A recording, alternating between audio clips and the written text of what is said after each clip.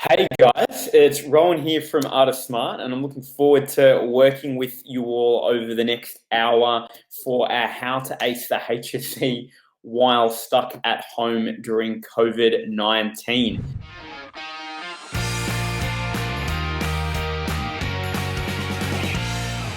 Now, I think one of the key things that I really want to highlight is obviously Corona has created a huge amount of uncertainty. And I think from seeing some of your questions, I can see that the uncertainty is probably the biggest challenge. And my hope is by the end of today, you'll have a lot more certainty around what's going on in terms of the outcomes that are likely for you, but also in how you can handle it.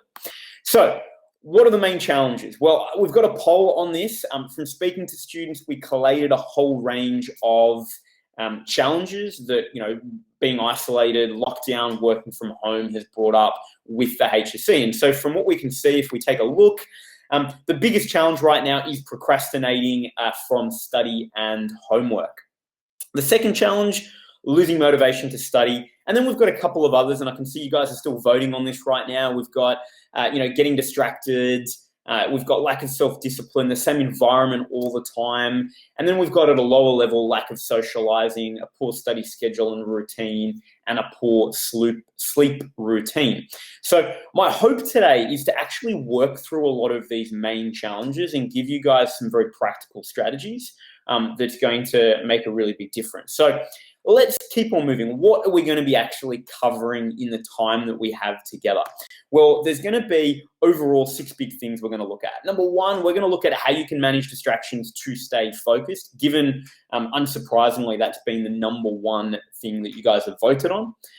The second thing we're going to look at is how to actually get into a rock-solid study routine. We've seen that, that's actually something that's going to be really critical when we look at the context of your HSC. More to unpack there. So we're going to give you a couple of practical strategies. I'm going to dive in and look at motivation and how to actually use your breaks a little more effectively to stay motivated. We're then going to look at how to avoid falling behind because that's a risk that we don't want to have happen. I'm then going to share some resources that I think will help you guys just stay on top of things. Some of them you may already be aware of, which is amazing. Hopefully there's one or two in there, though, that you haven't heard of before that you can use. And then finally, as I've shared, we're going to go into Q&A. I'm going to try to do my best to answer all of the questions that you have, and I can see that we've got loads of them coming through in the questions section, which is amazing. So that's the plan for today, guys, and we're going to do all of this in an hour and 15 minutes. We're going to be super tight so that we can get the most value out of, the sort of tightest amount of time. Now, who am I? Some of you guys may already know me from just seeing videos around the web, but I'm mindful, why am I equipped in any way whatsoever to provide any form of tips, suggestions, or advice? So my name is Rowan. I'm running the webinar for today. And in terms of my background, I've spent the last 10 years doing research with the top 2% of students across Australia. So those are students that have got ATARs over 98. I've interviewed now more than 2,500 of these students, written a book based on the topic. And that research has basically led me to see really key habits and patterns that high-performing students use to excel. Now, when we talk about excel, the really big thing that we're looking at here, guys, is that it's not just excelling at a level of just getting great marks and not being healthy. What the research that we've done has revealed, guys, is that it's revealed 9 key habits that are critical to reach high performance, and that high performance is doing well, but critically staying healthy along the journey. And so what I'm going to be sharing today is the results of that research, right? It's things that we know work and have worked over a 10-year period for thousands of other students. Now, we've applied this research, guys, because I lead an organization called Art of Smart Education. We've applied this research with over 5,000 students that we've supported. On average, the students we've supported have seen mark improvements of 19.4%. Now, I just share that from the point that this is stuff that doesn't just work for smart students that, we're going to maybe do really well regardless. Like, we've applied this with thousands of other students, and we know that these strategies can make a significant difference. And so my hope is by sharing it with you guys now, it's going to make a significant difference in the challenging times that we're in with Corona restrictions. So that's just the context in terms of what I'm sharing. Some of the things that we're going to be focusing on today and pulling out will relate to, time management, environment, motivation, effective study, particularly because they're some of the big building blocks we need to solve right now. So let's dive right in. Let's talk about managing distractions, because I think that is such a big challenge. And from the poll, if we just check the poll as an update right now, that, is, one of it was getting distracted. Procrastination, perhaps, was one of the big ones, 36%. And I think, honestly, if we're thinking about procrastination, we're usually procrastinating by getting distracted with something. So how can we deal with this? Well, I think the first thing I really want to dive in on is I want to ask you guys a question, and you can leave this, let me know what you think in the chat. And that is, how long do you think it takes when you get distracted from something? Okay, how long do you think it takes for you to refocus again? So you've got distracted. How long is it? Minutes, hours? What do you guys reckon? Let's see what we've got. We've got them flying here. We've got hours, months. That's a good one. 10 minutes, 30 minutes, 23 hours. We've got loads, okay? 47 years, yep. Definitely a long period of time, right? Well, look, there is a nice simple answer. And that simple answer, guys, is it is 23 minutes and 15 seconds. Now, what I do want to share, guys, is I do have at the end of the session today a full workbook I've prepared for everyone, which will go through all of the key strategies I've shared. And it'll have exercises where you can apply all of the stuff I'm talking and I'm about to share with you in your own study.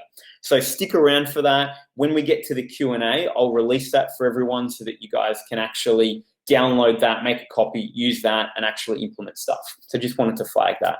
So, okay, 23 minutes and 15 seconds. So the point here is if you get distracted 3 times in an hour, that hour is actually not particularly useful in terms of high quality study. So we've got to really lock down distractions pretty quickly.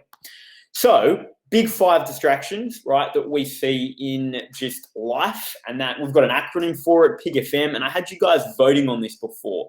And these stand for phone, internet, games, friends and family, and music. And from the poll, what I can see is that phone and social media and internet, 2 biggest, pretty much predominantly biggest forms of distraction.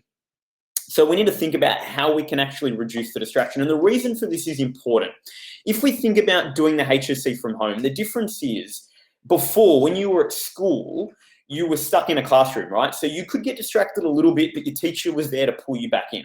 So you at least had 6 hours of some form of learning at school where you were marginally less distracted. And then when you went home, you'd do 2 or 3 hours of study, and that would then define, maybe on your own how distracted you got. Now, the 2 to 3 hours you were doing after school is often, in the old system before we were in lockdown, the critical thing that would differentiate high-performing students from everyone else, right? The quality of that study.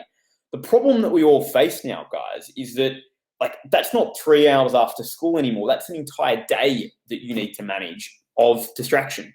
And so therefore, your ability to master self-study and your ability to master distraction is going to be absolutely critical in the coming weeks while you're still stuck at home, and will be a key differentiator in your ability to excel. So, and yes, I can swear everyone in the sort of chat is also distracted as well. So, what can you do? Well, one of the things that I often hear is, well, I'll just start getting better at willpower, right? Like I won't check my phone. I won't go and look at, whatever site on the internet. I won't game. I'll just use willpower. And I think that the big thing I really want to share with you guys is that your willpower, right, is really finite, and we actually use it. It's like a fuel tank. And every time we make a good decision to not get distracted, that fuel tank starts to get emptier and emptier. So by the time you get into the afternoon and you've made a couple of decisions already throughout the day, your willpower is gone, right? It's why we tend to, eat lots of junk food later on in the day if we've tried to be healthy all day. Our willpower is being used. So the point of this is actually when you're studying at home for a whole day for your HSC, in terms of school, as the day goes on, your ability to make good decisions and resist distractions is going to get worse, which is why I'm sure many of you found that once you've done school and you're meant to be doing study after school now, sitting at the same desk, your productivity has just collapsed entirely, okay? So the reason for that is because your willpower has been used up entirely. So the thing that we need to work on here is we need to actually find another way to get distractions out of your life that doesn't rely on willpower, that is finite. That's the critical thing.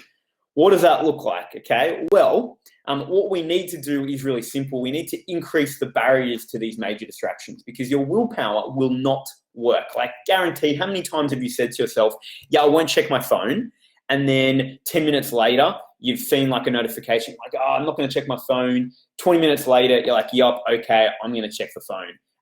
Your willpower's gone, you've used it. So the critical thing is we need to look at how we can actually make our distractions harder to engage with, okay? That's really, really critical. We need to engage distance between what we do and our distractions. So I want to run through some really critical, and some of these guys are so basic, but I wonder how many of you are actually doing it. The first simple thing that you can do is when you're going to study, okay, actually just create no phone zone. Now, that's not saying don't use your phone. I get it's part of life, critical for socializing, but when you're making a commitment to do any form of, school or study, just turn your phone off, put it in another room, right? If it's next to you on airplane mode, we've all done that before, okay? We've all gone, just, flicked airplane mode back off, checked what's going on, and then put airplane mode back on and be like, yeah, okay, I'm fine. I'm not getting distracted. But remember, every time we get distracted with the phone or otherwise, it's a 23-minute, 15-second out of focus getting back. So really simple, guys, get the phone out of the room, somewhere else, turn it off. When you're done with your study, come back, use your phone as much as you want. That's first. So simple, guys, really, really basic. Now, next, moving on, right, we've got things like Cold Turkey. Now, Cold Turkey, their website, tools that you can use on your laptops and your PCs. And basically what they will enable you to do is lock down the internet, and particularly websites that you go to as your main source of distraction for periods of time. Now, I would recommend, Cold Turkey is a great one because it works across PC and Mac. Again, the idea is you're not going to be able to resist, okay, what the distractions are. You're not going to be able to resist that. So the key here is, instead of trying to resist it, it's put stuff up to prevent you from doing it. So I'd recommend get Cold Turkey. I'd love to hear in the comments in the chat, guys, who is already using an app like this. There's Self-Control, there's Focus.me, there's Cold Turkey, there's a bunch of stuff like this. I'd love to hear if you are, so just let me know in the comments in the chat. Now, they're super basic. Once you install it, a lot of them are free, guys. Go to your favorites or your history of your internet browser, find the sites that you visit all the time, copy and paste them into this tool, and then whenever you've got study to do, just hit the time period you're studying for. It'll lock you out of those sites for that period of time. That way you've got less distraction, right? Super simple. Okay, great. There is Forest as well, which is fantastic. Cool, and that can work for your iPhone. So there's a couple of different things that you can use for different devices. Now, the next thing that I want to chat about, guys, is Spotify and music. One of the big things that we'll often do is probably listening to music, particularly if, we've got independent work at home, okay, whereby, teachers are just giving you loads of work to do and there's no one there. So, it's not live video, so you can just listen to music and hang out.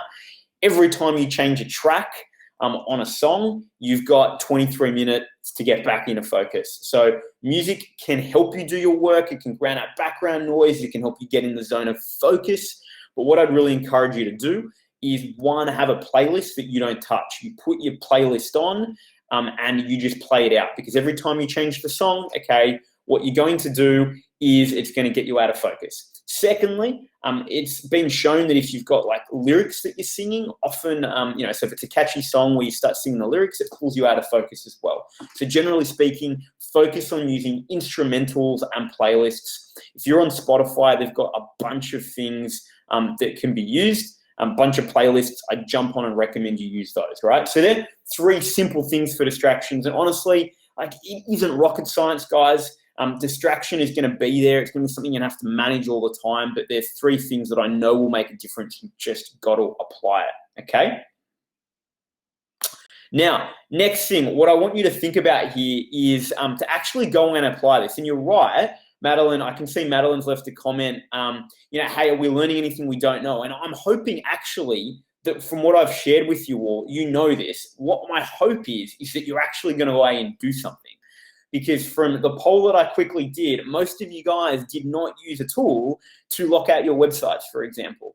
A lot of you guys, weren't doing this, and that's the thing that I really want to highlight, okay? I really want to highlight you've got to do this stuff. It's more important than ever. And if all I do in today's session is give you a kick up the arse about some strategies you already know, amazing, because that'll make a difference and help you, okay? So let's keep on going. Let's talk about getting into a rock solid study routine. So the site that I was talking about, guys, was Cold Turkey. There's a bunch of others. There's Focus.me as well. Awesome. So rock solid study routine. Well, guys, it's holidays. Most of you on holidays, and I bet your first thought right now is, let's sleep in. All right, I don't have to get up. I can sleep in. This term's been exhausting. I'm just going to chill out and sleep in. And unfortunately, I'm actually here to sort of share that this is probably the worst thing that you could be doing right now in terms of sleeping in. Now, I'm not saying don't sleep and catch up on sleep. Hear me out. I know that might trigger a bunch of people and create some rage in terms of, being told that you shouldn't sleep in. But let me persuade you of why this is important. 14 weeks. What comes in 14 weeks, guys? I'd love you to try to take a guess. Let me know in the chat what is going to happen in 14 weeks. Yeah, that's right. Now, I don't say that to freak you guys out. I just say that because practically, honestly, most schools have their trials early August, some late July. You've got 14 weeks. Now, it's why a lot of this stuff, as basic as it might be, is so critical to nail, because 14 weeks is not a long period of time. School holidays end, you've got 12 weeks. It's going to go very quickly. So we need to think about what are the practical things that you need to be able to do to make the most of this next 14 weeks. And getting into a rock solid routine now is going to be so important. And basically what Corona has done is thrown routines out the window. And that's going to be really problematic when we come to get the work done. Now, I'm not trying to scare you guys. I know Aaron's like, I'm scared. I'm not trying to scare you guys, okay? I just want, and actually, to be honest, I'm trying to scare you now so you don't get scared later. Does that make sense? If you're scared now, we're going to put a plan in place. That way, when the trials hit, you'll be like, cool, I got this. So, what do we need to do? Well, routines are going to be critical to actually make this 14 weeks work. And the holidays that you have is actually going to be a really powerful opportunity for you to, get stuff done and get ahead even, so that if stuff gets crazy next term with Corona, you're not behind the 8 ball. So we need to look at what you actually need to do. So routines are also really critical for mental health. They've done a study in the UK that showed that basically with 90,000 people, didn't matter how old you were, your sex, lifestyle, education, BMI, daily routines were critical for staying healthy. And with all the change that is coming, guys, staying mentally healthy will also be really important so you can do your best for your trials. So let's talk about then how we actually get into this routine and what this routine is going to be. So we've got a poll, which was how many days do you think it will take to build a new habit? And in that poll, what we had was a huge range. A lot of you guys, the sort of winning number there was 30 days to create a new habit, okay? Now, ultimately what we can see is that actually it takes 66 days on average. There's no magic number. Some people can create habits a whole lot faster. Others can create habits that, are very slow, like you could just be slow at building a new habit, okay? And so the critical thing is 66 days. Now, that takes a lot of time. And so if we're trying to talk about getting you guys into a good routine, we don't want to reinvent the wheel, because it's probably going to take you almost the entire amount of time you have between now and your trials to get into that routine. So we've got to think creatively about what you can do. Now, the simplest thing you can do is over the school holidays, and hear me out. I know you guys are going to go, this sucks, but I promise you there's something really powerful in here, is to recreate your school day. And that's because you've been at school for, I don't know, what, you're in year 12, so at least high school, it's been 7, 8, 9, 10, 11, 12, 6 years. I should be able to be better at maths. You've been at school for 6 years doing the same sort of routine and habit for 6 years. If we're going to try to get you working as effectively as possible, we want to just copy and paste that habit. We don't want to try to create a new habit because that's going to be too hard. We want to copy and paste the existing habit. Now, guys, I just want to make a quick pause. I can see loads of questions coming through. There is going to be time for Q&A. So those questions that are coming through, I will answer them in Q&A. Some of them are coming through now about sort of holidays, and I'm going to answer those now. Note, guys, we've got an hour of me just sharing strategies, and then we'll do 15 minutes, maybe more, because there's a lot of questions on Q&A. And there'll be a bunch of resources coming at the end, particularly a whole PDF guide that we've created so you can apply all these strategies. Just want to highlight that for those of you that have come on a little later. Now, to answer your questions, guys, recreating your school day means you copy and paste the habit across, okay? Beautiful. But I'm not talking about needing to study Monday to Friday or Monday to Sunday every day throughout your school holidays. That sucks. It's not going to allow you to actually re-energize and get into, just a healthy state so that you can go hard in next term and you can do well for your trials. So what am I talking about here?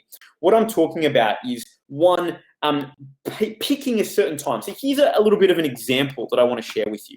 What my recommendation would be is don't sleep in past when your school would typically start. And the reason I say that is your tendency will be to want to sleep in to, I don't know, 11, midday, right? Eat some brunch, lunch, whatever you want to call it. Maybe do a little bit of something in the afternoon. All of a sudden it's evening. You haven't left the house. It sucks.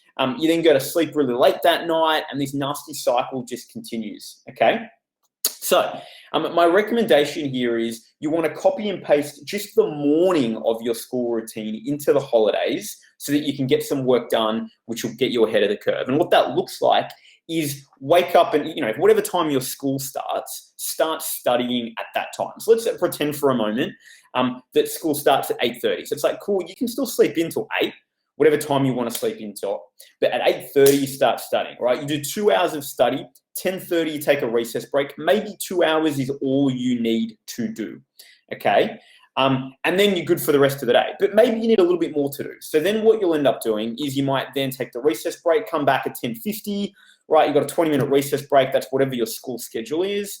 And then actually jump in and start studying again for another hour and 40. You finish at 12:30, have lunch. The rest of the day is yours to do whatever you want, right? To go out for a run, because that's all we can do, right? Watch as many TV shows, because I can see a bunch of you guys are getting distracted and talking about TV shows in the comments. But that's the point, right? You get the time to do all of that stuff. So you get work done and you actually have some fun. So my suggestion, guys, would be to implement something like this over the next 2 weeks in your school holidays, and then just rinse and repeat. Keep this as your routine, regardless of what your school is doing. Super simple, really powerful. You get a bucket load of work done. You get to chill out and have some fun. So what I would recommend is to go away and actually intentionally think about what your holiday routine is going to look like, and therefore what your routine will become when you return back to school, but when you're still in lockdown, right? Don't just sort of let it flow out. Actually, and we'll send you the PDF so that you can go through and write this all down. What time you're going to start, what time's your breaks, what time's you're going to finish. Nice and simple. Now, let's move on to motivation, guys, because I think ultimately that's been a huge challenge that you guys have been experiencing, okay? Which is just like looking at the poll, okay? Motivation was definitely coming through as 32% of you voted as it was like one of your number one sort of challenges, okay? Now, what can we do to get motivated? Well, this is going to be a little interesting, right? Because ultimately what I do want to highlight is hopefully to help you get motivated. The HSC will go ahead in some form or other. You will get an ATAR. You will get to go to university. There is all this stuff that has been out there in the media about this, okay?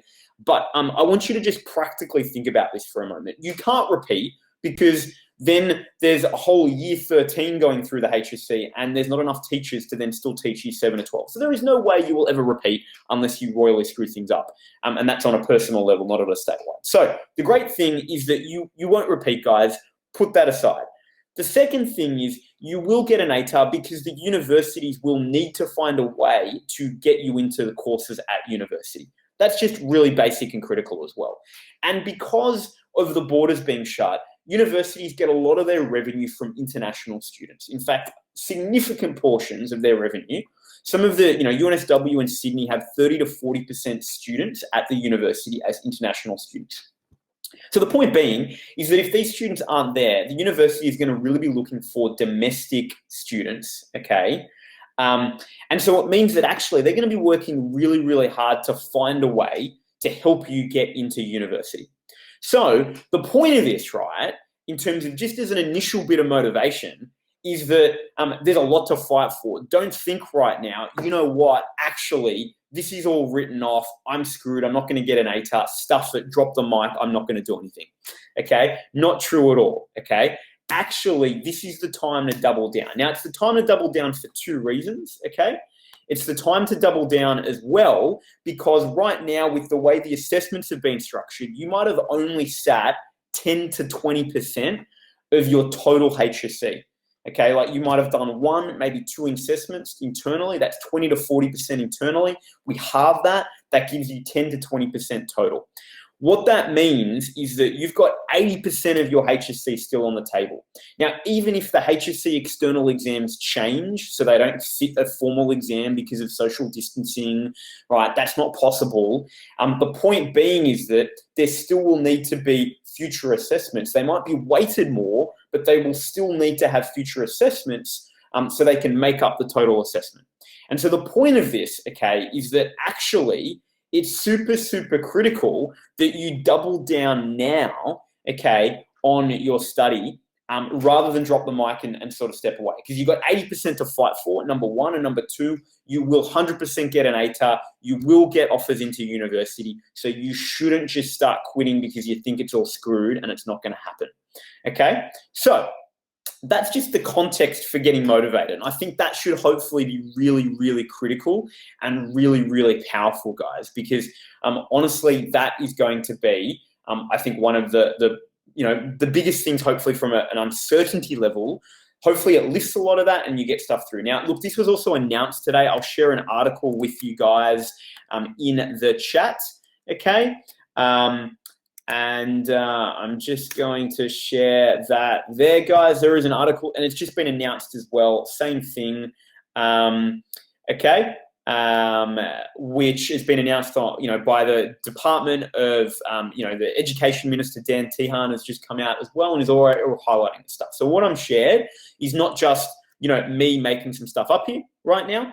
Okay, it is also actually what is coming out from both government and universities. So hopefully that has just really helped you guys get a little bit of certainty. Now let's jump into motivation because I think that's going to be really, really important. And I am seeing your questions, guys. I can see that there's 24 of these that have come through in the questions section.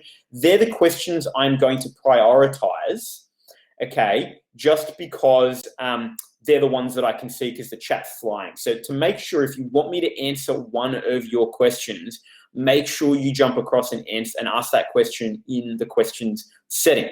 So staying motivated, what do we do, guys? Well, first of all, one of the critical things is when you're stuck at home and you're in the same place, it can be hard to get motivated. And what we recommend from seeing high-performing students do this is to create morning and afternoon rituals. And all essentially they are they things to get you out of sitting at the same desk the entire time.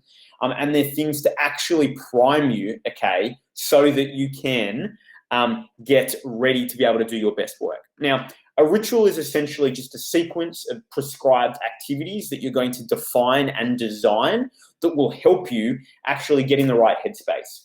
Really, really simply. So what's an example of this? Well, an example could be something as simple as this, where, because you're at home now and you're doing your normal routine of like getting up, going to school, doing all that sort of stuff. It's to actually think about redesigning this, okay? And so it could be as simple as saying, okay, I'm going to wake up at 7:30. I'm going to drink some water, stretch, Pilates, yoga, whatever it is you want to do. Okay, I'm going to eat breakfast, have a coffee, do a quick meditation, have a shower, get dressed. 8:30 is when school starts. That's when I'm studying. Now, the point of this is a whole lot of research globally shows that having a key ritual like this is just incredibly powerful in setting you up for your day and actually ensuring that you stay healthy, focused, more motivated, really, really basic, okay? So, Dhruv, looks like you're doing 2 months of Ramadan, my friend, based on that comment. Awesome. So, really simply, guys, I'd really encourage you to actually, do design your mornings. Actually sit down and go, okay, you know what? I've got to be intentional about this. School designed my morning for me before because I had to wake up, catch a bus, get to school. Now I need to design that because actually how I design this will help me actually be effective each day. Really, really important. Happy birthday, Caleb, as well. Looks like it's his birthday today. And hey, Lauren, you've got to make sure that you study hard. Okay, awesome. So now afternoon rituals are just as important, guys, as well, okay? Afternoon rituals on the flip side are once you finish school, one of the big things I heard from a lot of students was their inability after sitting at the desk all day watching, videos from school and Google Classrooms to then go, oh crap, I have to do some more study. It's like, man, that sucks. I've been sitting at this desk all day. And so as a result, what we need to think about is how do you create like a pattern interrupt so that once you've done school sitting at your desk, stuck at home, what can you do to change things up, re-energize you so that you can actually come back and do the additional study, okay, that you need to do that will set you up for your trials in 14 weeks. That's the value of an afternoon ritual. It's a pattern interrupt to remotivate you to get the work done, okay? So, what we need to think about here is, well, what could an afternoon ritual look like? And so really basically it's like, well, what time does school finish? Cool, eat some food. And then it's just plan what you are going to do. Don't have it as I'm going to sit at the same desk and just watch YouTube for an hour, because let's be really honest, that doesn't actually help us re-energize because we're still sitting at the exact same table and we haven't been able to oxygenate our blood and actually, which improves cognitive performance, which is actually by moving and getting out and shifting our position. So what I'd love you guys to do, again, you've got to be intentional. School did this for you before. You finished school, you got on a bus, a train, you came home, it forced you to change up your routine. Now you need to take ownership of that for yourself. So what do? Design it, right? It could be finishing school, going for a run, having a shower, going for a walk, doing whatever, right? Moving and then start studying, having a break, continuing study, having dinner. So actually mapping out what that looks like, more important now than ever.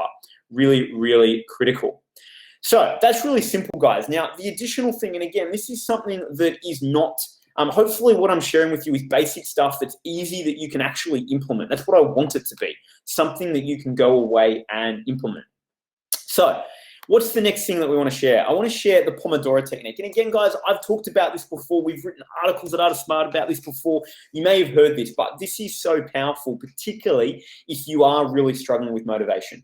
This was created by an Italian, well, actually, it wasn't an Italian. It was an American studying in Italy.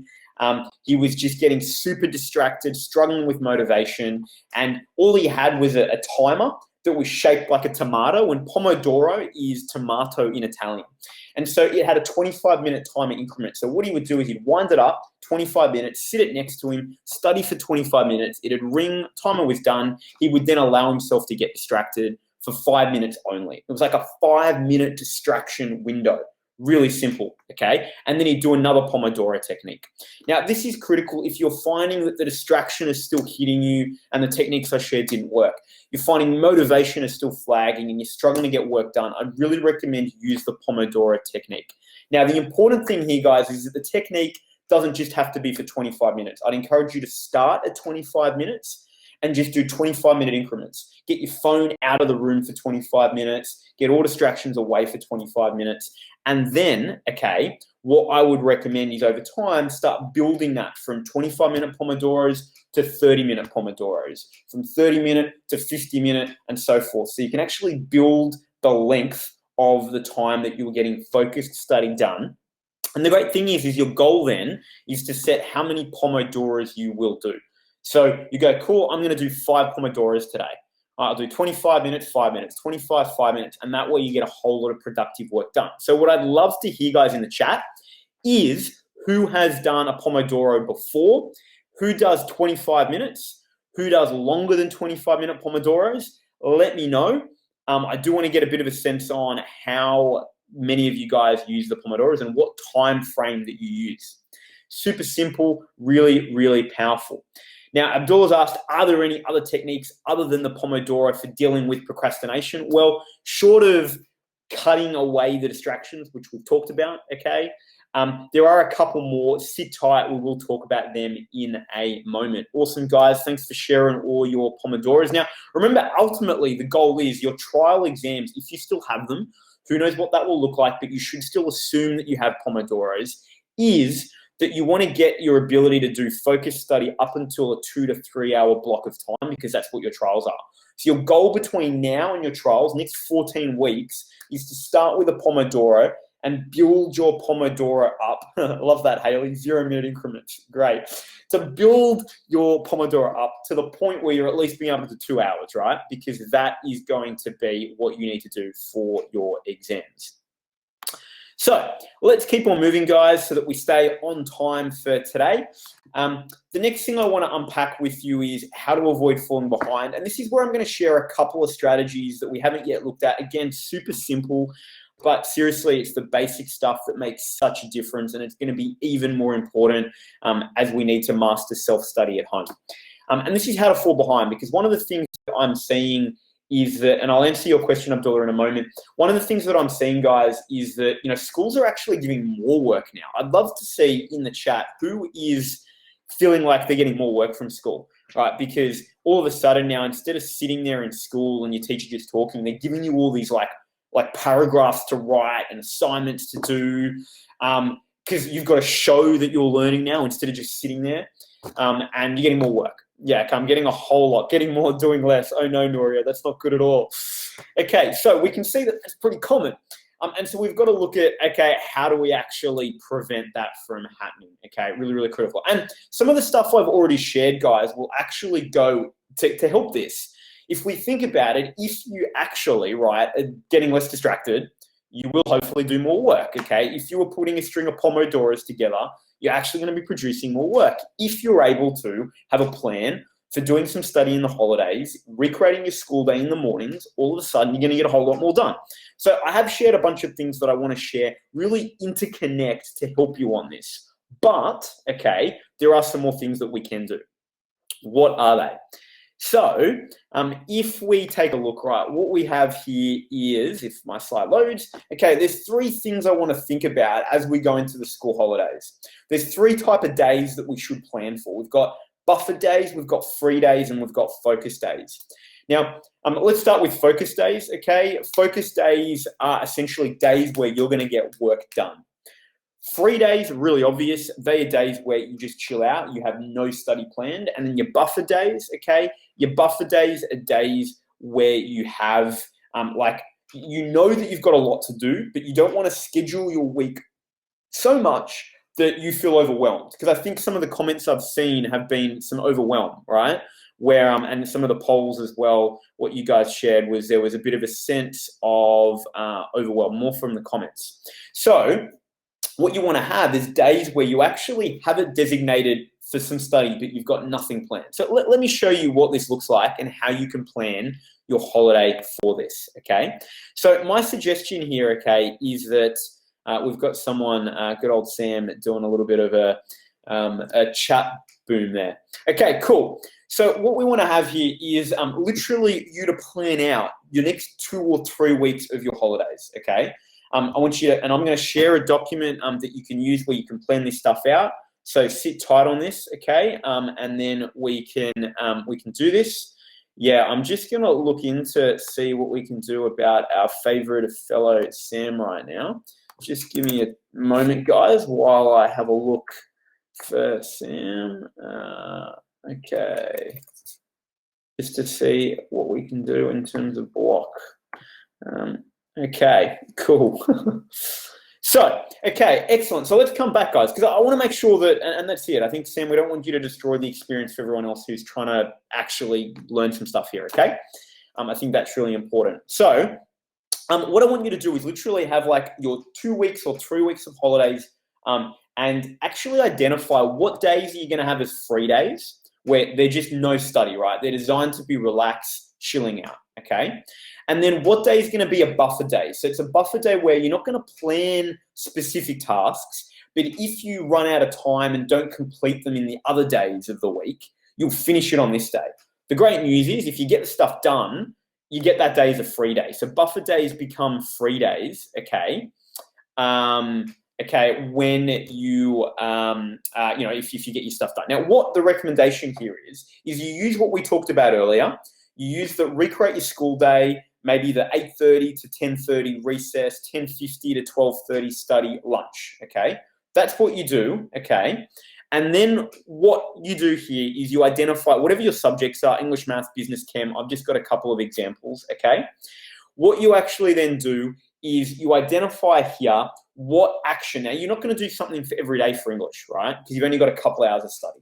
But you're going to plan literally in advance, okay, what are things that I should be doing proactively that will help me get on top of things? So maybe on Monday, you're going to actually write a tea table for English. And maybe you'll also do some math questions, and that's Monday done. So that's what you're going to do for Monday. And the great thing about this is by planning this, okay, you can see how much work you're going to do each day across your subjects. So you can know, is this actually like overwhelming for you to do on a single day? Or is it actually possible that you can complete, okay? So super, super simple. So English and maths on Monday. Maybe Tuesday you're going to do some more maths, and then you're going to catch up on your business studies notes because you're behind. Maybe you're going to work on a business studies report. Now on Wednesday, as a buffer, if you didn't finish any of those things that you mapped out to do on Monday and Tuesday, that's what buffer is, okay? You're going to actually be jumping on your buffer and completing those. And once you complete them, you get to chill out. And then Thursday, maybe you'll end up doing some chem work, right? You'll do some practice questions on chem. If you've got a depth study or something to work on, you might be working on that, okay?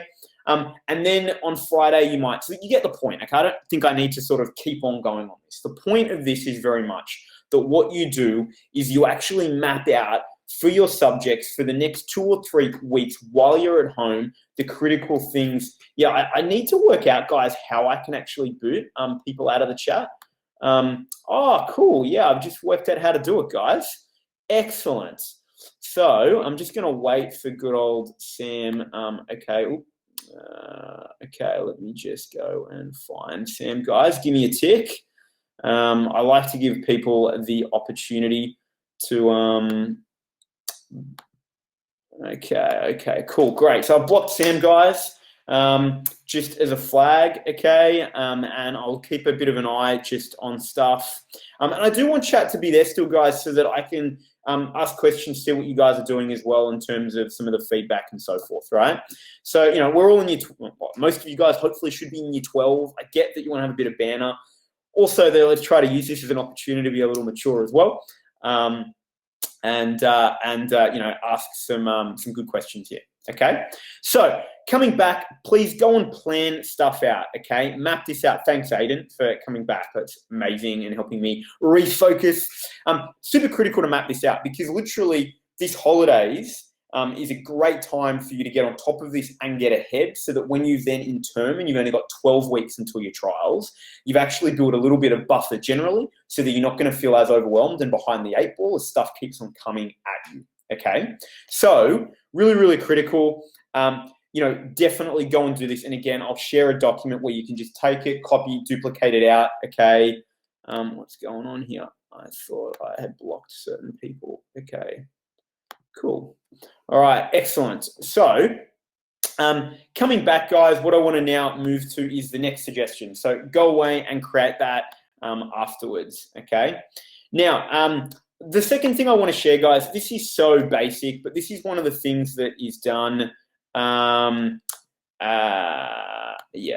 cool. I see the problem. Okay, I'm just going to turn chat off for the moment, guys. As much as I'd love to keep chat going. Because the webinar is open, our good old friend Sam has just been re-signing up under different email addresses to get in. So I'll open up, but if you do have questions, you can still leave the questions through the questions section, guys, and I'm going to come through and answer them there.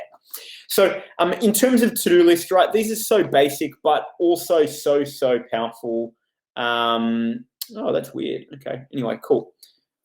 Somehow chat is still going, even though I managed to turn it off. Who knows what's going on with this webinar software? Guys, really important. One of the things we saw from high-performing students was that, a critical thing that we saw was something called a domino habit. And a domino habit was a really basic thing that if you did one thing, like a row of dominoes, it would have a positive effect over the rest of the students' habits. Okay, thanks, Daniel. What we found was that writing a daily to-do list was one of those domino habits. Super simple thing, but if a student did it, their overall productivity went through the roof. So what I'd be recommending is every time you sit down, right, for any form of study, write a to-do list for what you're going to get done. Because that way, instead of measuring your study by time and saying, hey, I'm going to do 2 hours of study, or I'm going to do 4 hours or 50 minutes, let's be honest, a lot of the time we've said that to ourselves, and then we've just spent 40 minutes out of the hour getting distracted on YouTube. But then when our parents have asked us how is study going, we've said, oh yeah, awesome, I just did an hour. Like, sweet, killed it. Which we know is just complete BS, but of course we don't want to admit that to our parents. And so the point here is a to-do list with a critical technique that took students from measuring study by time and got students to measure it by outcome, or like quality, like what you're actually achieving. And so the point being here is super simple strategy, just every single day, particularly as part of your afternoon ritual. Really, really important to link this stuff together. One of the first things after you've done some stuff and you've sat down to study in that afternoon ritual was to write a to-do list. Basic, I know, guys, but please, really, really important to do it. So I'm going to open up chat for a moment, guys, and please just be respectful. I think that's ultimately the point. I'd love to hear who here already in chat actually, every single day writes a to-do list. Love to hear how many of you guys are doing this, because it's basic, but really, really powerful, right? I'm not talking about occasionally. I'm hoping you occasionally do it, right? And it's okay to say you're not. The point of this is we're trying to get you to just do some simple things that'll make a significant difference. Awesome to see a bunch of you saying yes and some of you saying no. Something to work on. All right, let's keep on going. So we've got, let's see the next slide. Just wait until it loads. Sometimes we get lazy. Okay, now the next critical thing to do, guys, particularly around getting stuff done, is to find an accountability buddy. We saw again from our research with high-performing students that more often than not, they had 1 or 2 friends that they used to actually kick themselves in the bum to get work done. Because you're at home now and you don't have that as much, what you were going to need is you were going to need an accountability buddy more than anything, to actually get your work done. That's really, really important. So what my recommendation is find a friend that you can do check-ins with, right? So if you've made a commitment to do, like a Pomodoros, like a 50-minute Pomodoro, check in, with them at the point at which you're having break, right? Say, how did you go? What did you do? Or if you need to, actually do like a study with me session, get a Google Hangout, share it with a friend, put it in front of you, right? Do your study so that the friend can see you when you're getting distracted. You're on YouTube, they can hear it, right? They can see when you put it on mute and you're doing something different, Really simple things with accountability can work really, really well. So I'd encourage you, find 1 or 2 friends, that can be an accountability buddy for you, and build that in. Have check-ins with them every single day, even after key study sessions, so that you can actually get stuff done. Really basic, but the research, again, not just our research with high-performing students, but actually research around habit and goal achievement shows that people are more likely to achieve their goals when they have someone, often a peer like them, doing it with them, that actually helps them get it done. Now, I know you need to have friends to do this, but guess what, guys? Even if you don't have friends, it's going to be in someone else's best interest anyway. So find someone else that doesn't have friends, Pitch to them and say, hey, I don't have a friend, you don't have a friend. Let's team up, be accountability buddies. This will actually help, So that's another simple thing. Now, what I want to do, guys, is that final thing before I get into your Q&A, and I will jump in your Q&A because I know that there's loads of questions that have come through, is just want to share super simple couple of resources here, that you might be aware of, you may already be aware of, but for those of you that aren't aware of this, right, my hope is that these will be useful, So the first thing that I want to share, guys, and you guys probably have all heard of WooTube, hopefully. What Eddie recently just did was he actually linked all of the videos based on the syllabus. Before it was all over the place, it wasn't as tightly connected. He's done an amazing job, to link all of it together. So if you're struggling with any level of math, it's a great place to go to because you can super jump in really easily to the topic and you won't spend hours just trying to find the video on YouTube, okay? Super simple, really recommend it. It's a great tool. The next thing I would recommend, guys, is if it loads for us here, is if you're doing sciences, a free website that's out there is EasyChem, okay? They do chem, phys, bio, sort of like an online textbook, okay? It's free, it's easy to use, okay? So I'd recommend that, you know, if you're doing any of the sciences, jump on EasyChem, great place to actually get stuff going, okay?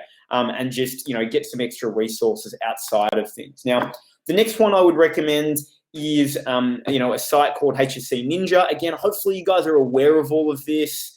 But HSC Ninja is great because you can upload past HSC questions and you can focus on doing them by topic, okay? Given that you haven't finished all of the topics yet, it'd be good to do consolidation now, okay, in your holidays for what you've just done in term 1 and 2 of HSC. So that way you've got less to revise for when you get into the next holidays, because you'll be needing to study everything for every subject. So Eddie Wu's site was called WooTube, okay? Now, HSC Ninja is great for doing the past papers, okay? Really, really great. I'd recommend jump on and check it out, okay? Really, really neat. Couple of other things, and these are a couple of just like ArtSmart resources. You guys have already used them, but there's a bunch of stuff we have that is free on the internet, okay? So I would recommend you check these out as well. And there's some other suggestions in here as well, which is awesome. There is one that I was going to get a screen link for as well, guys, which was it's like TSFX GitHub, like a huge link of past papers that are available, but it's down right now. Sad face, unfortunately. So I couldn't link that for you guys. We do have a whole bunch of resources on our blog, guys. We've written over 500 articles. If you haven't, I'd recommend just go to our website, artsmart.com.au, go to resources. We've got practice questions. We've got, you know, videos on economics, English, deep dives. We've got how to study, how to write your notes, all sorts of things, okay?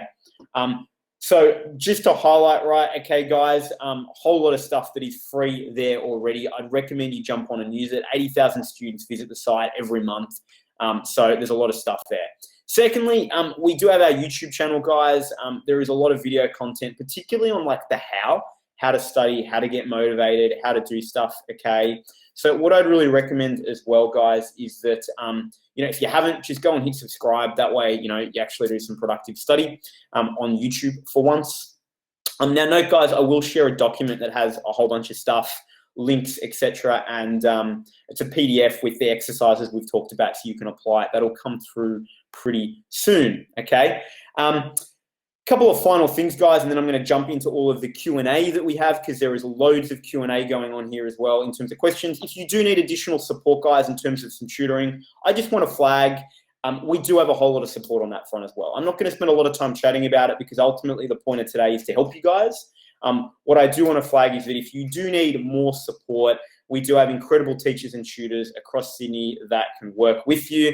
It's all live video tutoring. It's not recorded videos. It's face-to-face. There's chat. There's interactive whiteboards. Super interactive. So I'd recommend, if you do need that additional support, either one-to-one or classes, get in touch with us. Nice and simple. We are running a holiday program at the moment, guys. In the holiday, it's workshops for Year 12 that are designed to hit the most challenging things from term 1. So if you're falling behind, okay, what I would recommend is it's like a great opportunity to get in. We hit the most challenging things from this term and we accelerate you into next term so that you're ready to go. You can check the link for that. We'll share it with you. We are running a scholarship at the moment, guys. We have our Pathfinder program. I'll share a link with you as well. That's a mentoring program that we provide, which helps students with mentoring, particularly around how to actually, you know, get better results at school and maximize your university options. So we help you with early entry, applications, scholarships, and a whole bunch more. We've got 20 scholarships still left for that, guys. So if you haven't applied, I'd recommend Awesome Crystal. That's fantastic. I'd recommend jump on and apply for that, okay? Really, really simple. You know, it's there, it's available. It's something else that we do. So now what I want to do, guys, in terms of like practical stuff is, as I said, I do want to do Q&A. There is so many questions here that I want to spend the next 20 minutes answering for you, okay? Now, what I want to get from the chat, okay, is in the chat. What I'd love you to share is right now, what's the one big thing that I've shared with you today that you're actually going to go away and implement? That's basically what I'd love to hear, right? I've shared a lot of simple stuff, nothing particularly complex. Hopefully I'm back now. Daniel let me know that I crashed for a moment. What's the one thing that you're going to do, right? Is it rituals? Is it buffer days? Is it holiday routines? Is it mapping out your study plan? What is it going to do? I'd love you to just let me know what that is in terms of, and that's my goal. Ultimately, my hope, guys, was that I shared one thing with you that you actually go away and implement. And by implementing that one thing, it helps you with your HSC so that you can actually get better options. Okay, awesome. And as you can see, a lot of stuff's pretty simple. In answer to your question that came through, yes, the program is available if you live in rural or regional areas. So if you're not in Sydney, you can still certainly apply for it. Just want to highlight that. The tomato thing, great. Pomodoro, love it. Okay, great stuff, guys. I can see that, there's a load of stuff that you're getting here from it, which is awesome. Okay, drop the mic. Okay, I'm glad to see you're joking, Sabrina.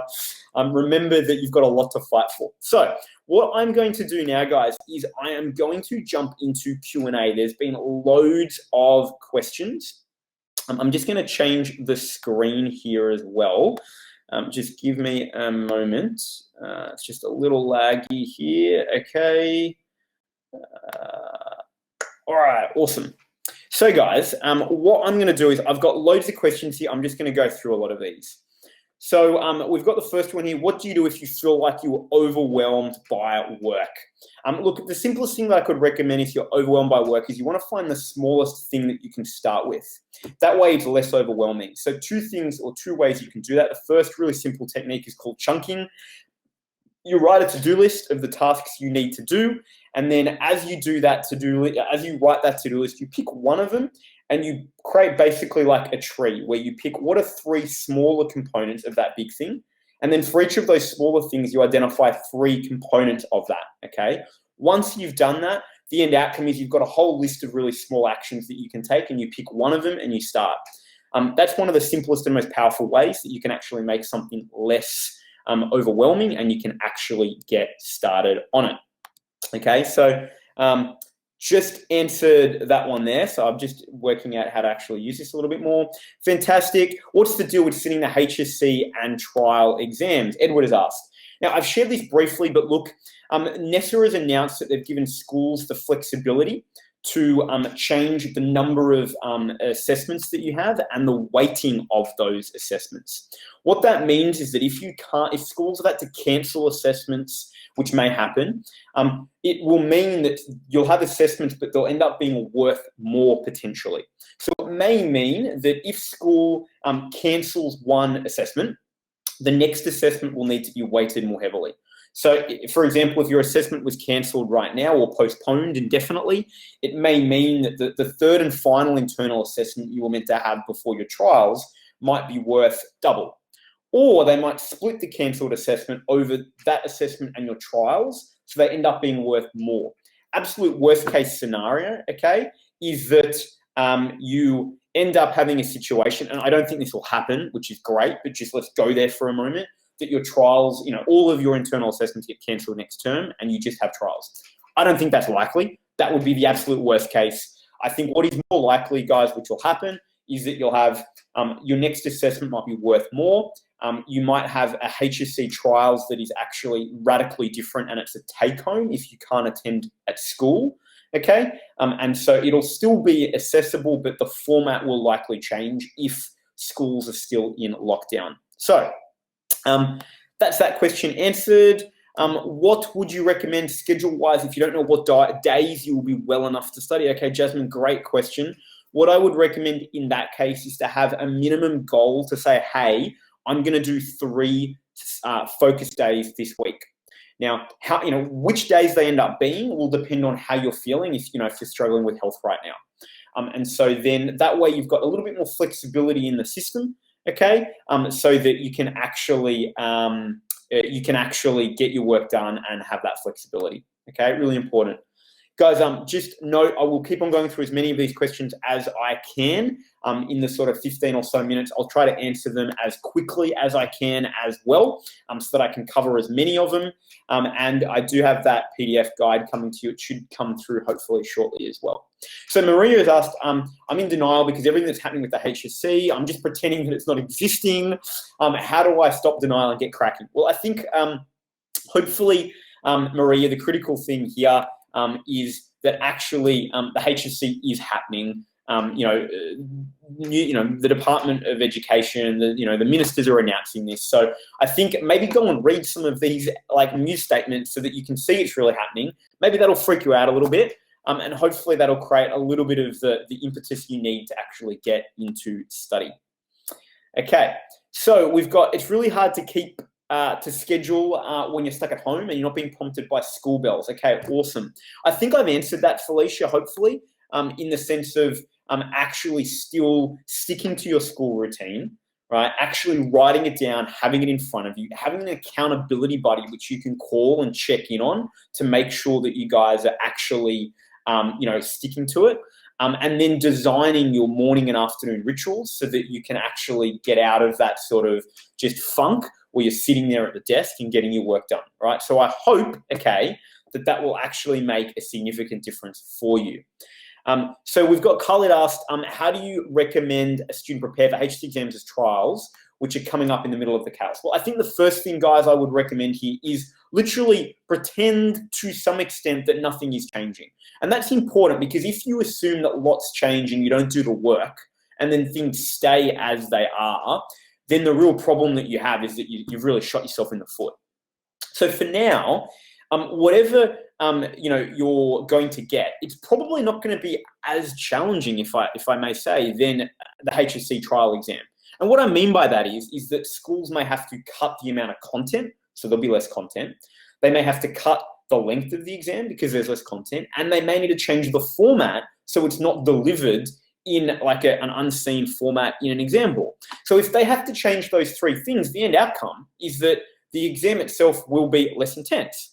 Now, the point of this, therefore, is if you therefore assume that the exam is unchanged and you prep for that, it means that you're going to be psychologically and at a level of prep so much more prepared for what you're going to face, which will enable you to actually perform better, okay? That's really, really critical. So what I would be recommending here is make sure that you still do the work. Now, the big thing is that if the assessments are changing, but you still end up sitting a HSC exam, the big challenge will be you'll get loads of take-home exams, but what you won't get, right, is like the timed condition unseen question style that you will get in a HSC exam. So the critical thing for all of you to be mindful of is you still need to practice for that, and you're going to need to practice for that on your own, okay? Really, really critical. You're going to need to practice for that on your own. That means that over the coming holidays, you should be trying to write practice essays for the last 2 topics for whatever subject in timed conditions. You should be working on using HSC Ninja, write practice questions on some of the key topics you have covered in timed conditions, okay? Really, really critical. So that would be my advice, Khalid, just at a high level of some things that you should do. Now we've got Adele asked here, how do I break up the weekday and the weekend? Hopefully, Adele, I've answered that question, okay, between looking at just focus days, free days, and buffer days, and using that structure as a way to handle that. It doesn't have to be a weekend day, okay? You could simply be choosing in your holidays to do that work at another time. No worries, Alexander. Great to have you on. Okay, so we've got some other questions here. Hopefully I've answered some of these actually, which is great. Okay, cool. Andy's asked, how will we be able to conduct necessary practical investigations? Well, that's where NESA has given schools the flexibility to change the assessment type. So it may mean that you actually don't get practical investigations anymore. It may mean that they actually still maybe showing a video of it and then getting you to talk about it, or they might try to recreate it so it's a really simple thing you can do at home and then write about it. But it may be that you actually don't get practicals, and schools have the flexibility to be able to do that, okay, which is really critical. So NESA have given them that flexibility. Okay, great. So I'm just going to keep on flicking through. There are so many questions here. I'm trying to look at ones that I haven't answered yet. Okay, so how do you balance looking after your mental health and actually doing your study? That's a real challenging one. Honestly, I think that's where creating some afternoon rituals, some morning rituals, and a plan for the day helps, and then writing the to-do lists. That way you get a balance between getting work done and knowing that you're getting work done by actually the items you cross off, okay? And then actually taking care of your health, okay? So that's what I would recommend. Yeah, if practice the only thing you're really good at, it does sort of suck, doesn't it?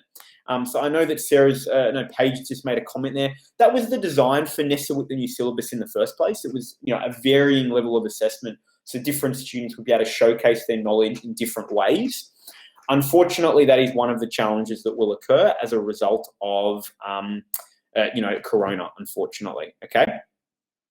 So we've got Madison as our study resource of history extension. Yeah, there's not floating around, unfortunately, Madison.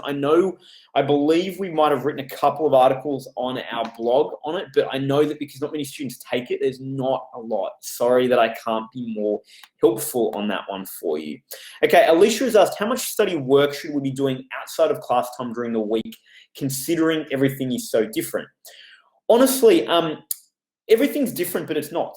Okay, I think that's the real message I want you to take from this at the moment, guys, is that until there is an official announcement that this changes incredibly, you want to assume that it's going to still be, trials, HSC exams, okay? So what that means is basically that, I don't like to give a time because remember we talked about you can do hours of study but be procrastinating the whole time.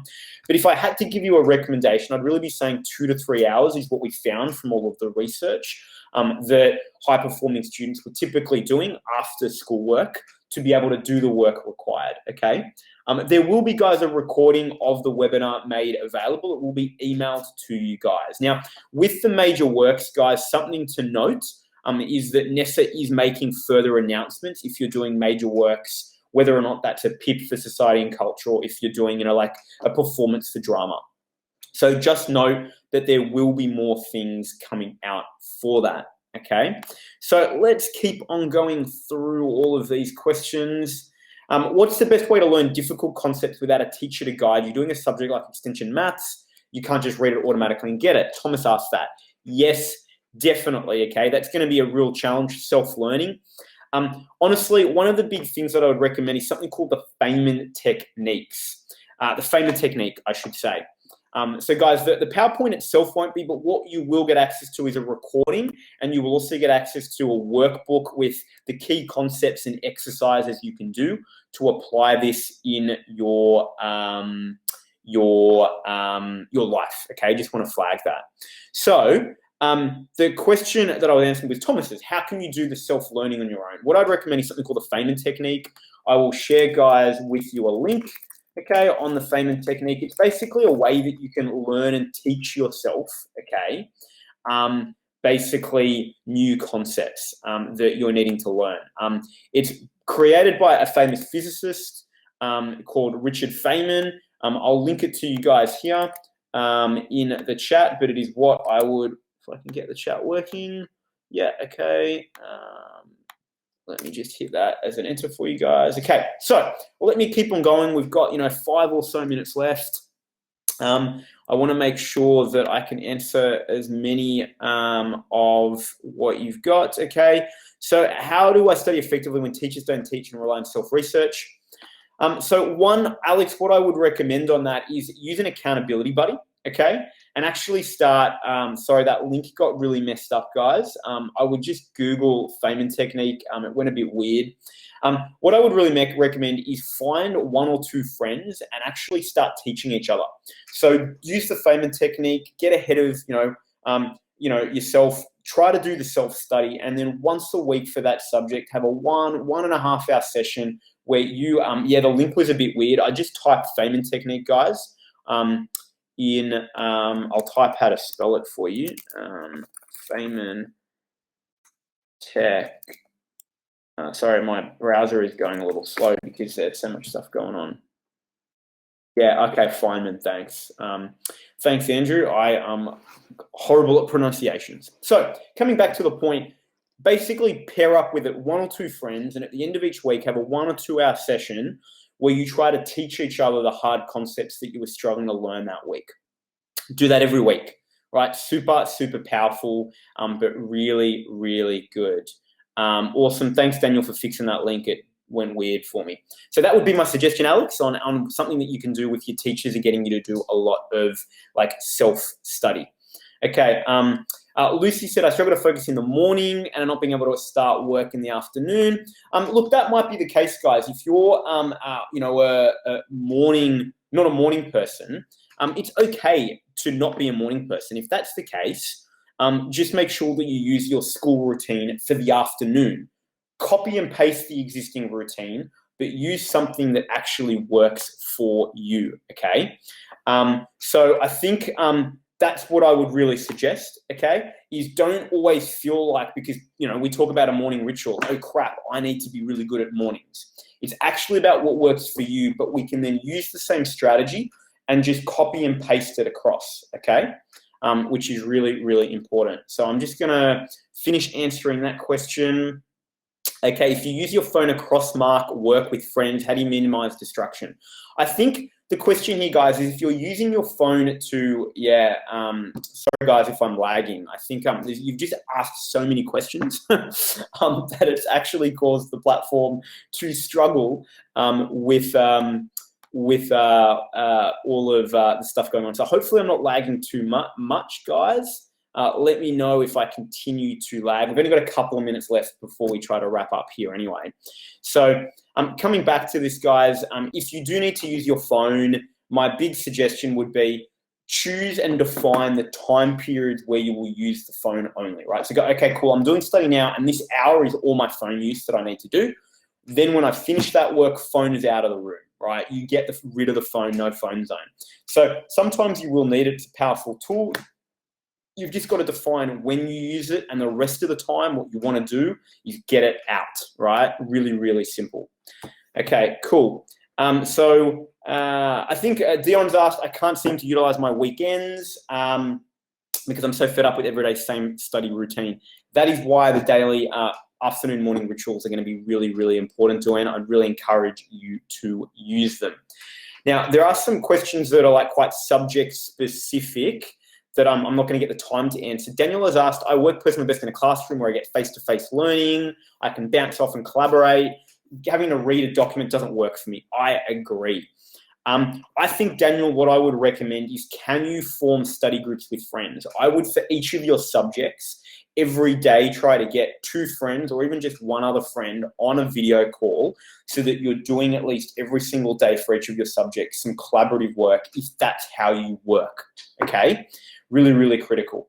Now, note, Paige has asked, what about disability provisions? Guys, they all still exist. Nessa have highlighted, if in any way you feel disadvantaged for health reasons or whatever that occur through COVID-19, you can still apply, and they're probably going to be more generous as a result. So note, they still exist, and I'd certainly still encourage you to actually use them, okay? Really, really important. Okay, cool. I've answered that. Okay, guys, we are now at the end of the sort of official time that we'd allocated, and I think things are going really crazy. I'm going to try to answer maybe 2 or more questions because I know there's so many here that I haven't been able to answer, and I would love to be able to try to answer them for you. Okay. One of the questions was, will universities drop their uni entries? Yeah, I think possibly, Shahia.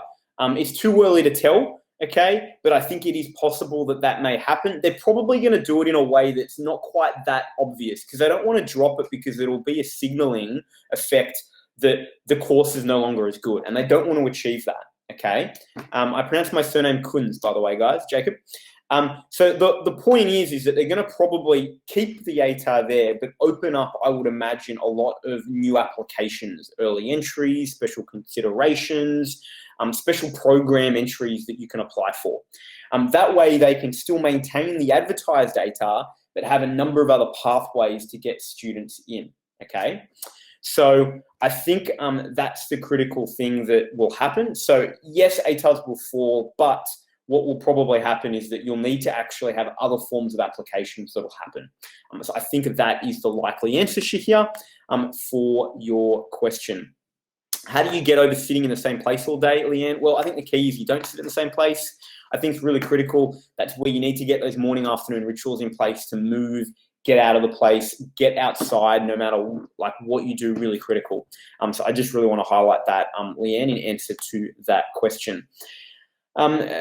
This is a question, and this is a challenging one. How do you deal with perfectionism and self-doubt, okay, during the HSC? And I think, honestly, everyone struggles from this from time to time, right? We all struggle with just doubting ourselves and our ability to do what's required. I think the best thing to do with self-doubt is, one, to realize that it's not just you. Even the most confident people are going to experience it.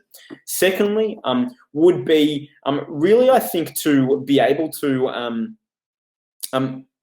I think take a step back, right, and actually spend a little bit of time looking at what are all the different pathways that you will be able to still get into the course that you want to do. Because in most cases, there is 3 or 4 different pathways, guys, to actually get into the course.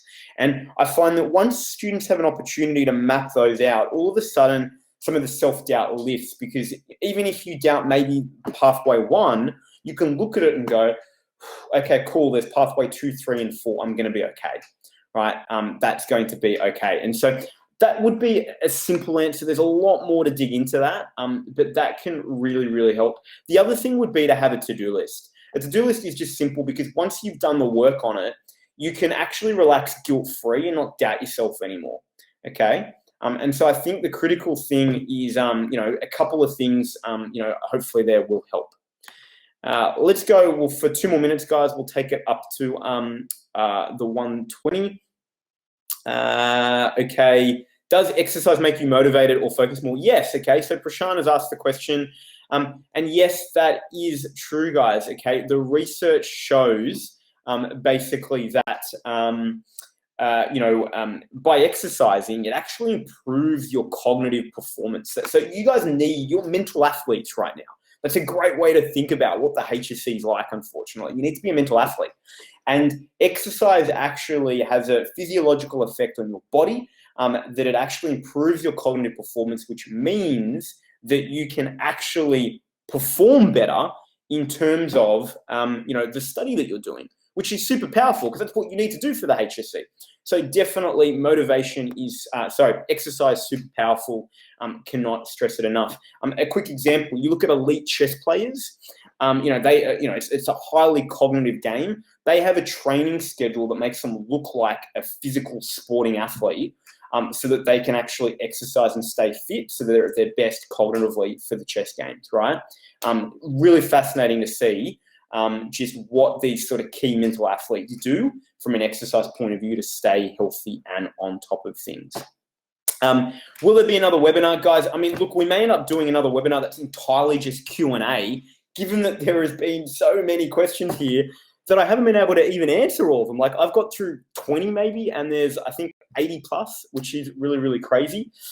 So it is highly likely we will do another one. So we've got a bunch of questions. If university applications come out, how do you decide what you want to do when you don't know?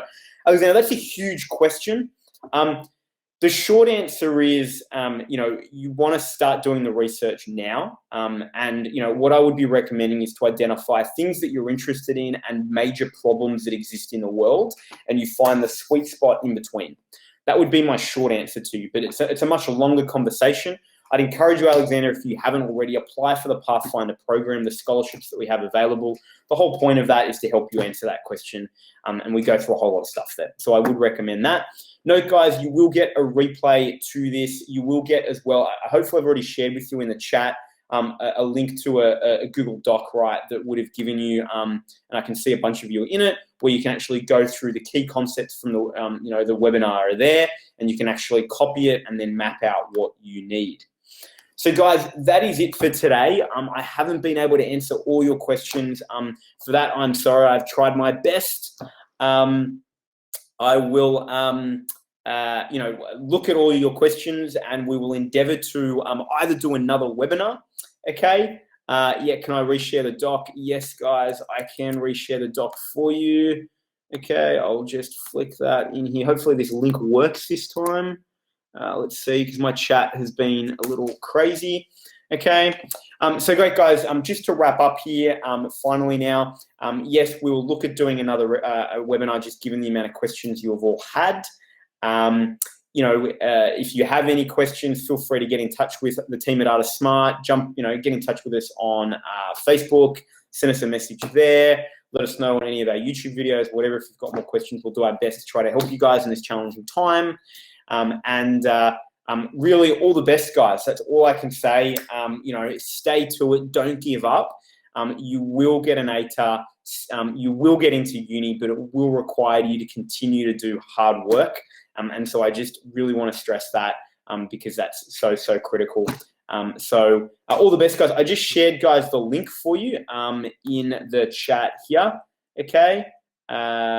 Which, if I can share it again just before I close up the webinar, guys, that is the link with the PDF that you can just, it's a Google Doc, actually, so that you can copy it and just type into it and map out all of your answers to some of the stuff that we've talked about today.